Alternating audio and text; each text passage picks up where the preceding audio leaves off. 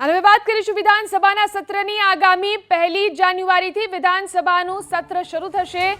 1 ફેબ્રુઆરીથી ગુજરાત વિધાનસભાનું સત્ર શરૂ થશે।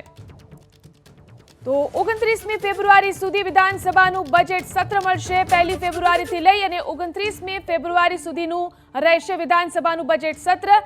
ડિજિટલ વિધાનસભા આ વખતે કરવામાં આવશે। 1 ફેબ્રુઆરીથી ગુજરાત વિધાનસભાનું સત્ર શરૂ થશે। 29મી ફેબ્રુઆરી સુધી ચાલશે, જેમાં બજેટ પણ રજૂ કરવામાં આવશે। 1 ફેબ્રુઆરીથી 29મી ફેબ્રુઆરી દરમિયાન ગુજરાત વિધાનસભા ચાલશે।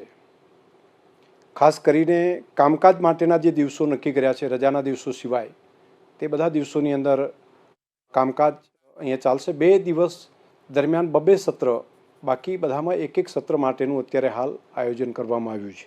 શરૂઆતમાં 3 દિવસ ચર્ચાઓ, જે રાજ્યપાલશ્રીના ભાષણ અને તેના ઉપરની જે ચર્ચાઓ ચાલશે તેમાં 3 દિવસ, 4 દિવસ બજેટ ઉપરની જે ચર્ચાઓ છે તે થશે અને 12 દિવસ વિવિધ વિભાગોની માગણીઓ ઉપરની ચર્ચાઓ છે તેની ચર્ચા વિધાનસભાની અંદર થશે।